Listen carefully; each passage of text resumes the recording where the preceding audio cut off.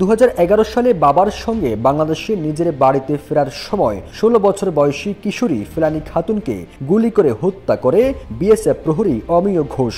ঘটনার প্রায় 3.5 বছর পর ভারতীয় সীমান্তরক্ষী বাহিনীর তৎকালীন শীর্ষ কর্মকর্তা বিডি শর্মা জানিয়েছিলেন ওই ঘটনা খুবই খারাপ কাজ হয়েছিল। ওই সময় তিনি আরো বলেছিলেন, ফেলানীর ঘটনা নিয়ে বাংলাদেশের মানুষের মনোভাব একজন বাঙালি হিসেবে আমি অনুভব করতে পারি। যা হয়েছে সত্যি খুব খারাপ হয়েছে। তবে এ বিষয়ে বিএসএফ এর শীর্ষ এই কর্মকর্তার এমন মনোভাব থাকলেও বাংলাদেশের সাবেক প্রধানমন্ত্রী শেখ হাসিনার ছিল না কোনো প্রতিবাদ বা জোরালো কোনো পদক্ষেপ। জানা যায়, নয়াদিল্লিতে গৃহকর্মীর কাজ করা ফেলানী সেদিন তার বাবার সঙ্গে বাংলাদেশে ফিরছিল। সীমান্ত অতিক্রম করার সময় ফেলানীর পোশাক কাঁটাতারের বেড়ায় জড়িয়ে যায়। আতঙ্কিত হয়ে সে চিৎকার শুরু করে। ভারতের বিএসএফ সেই চিৎকারের জবাব দেয় তাকে লক্ষ্য করে গুলি চালিয়ে।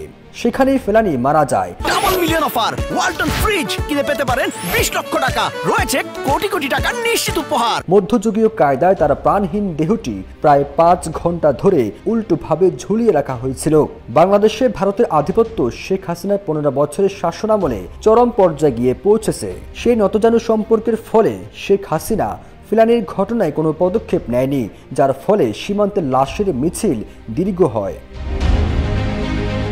সাবেক প্রধানমন্ত্রী শেখ হাসিনা সরকারের সাবেক স্বরাষ্ট্রমন্ত্রী সংসদে জানিয়েছিলেন, 2009 থেকে 2019 সাল পর্যন্ত বাংলাদেশ ভারত সীমান্তে বিএসএফ এর হাতে নিহত হয়েছে 294 জন বাংলাদেশি। এর মধ্যে 2019 সালে 63 জন, 2010 সালে 55 জন, 2011 ও 12 সালে 24 জন করে, 2013 সালে 18 জন, 14 সালে 24 জন, 15 সালে 38 জন এবং 2016 সালে 25 জন, 2017 সালে 17 জন এবং 2018 সালে 3 জন। সীমান্ত বাংলাদেশি নাগরিকদের হত্যার প্রধান কারণ বিএসএফ এর অতিরিক্ত বল প্রয়োগ এবং আধিপত্য বিস্তার।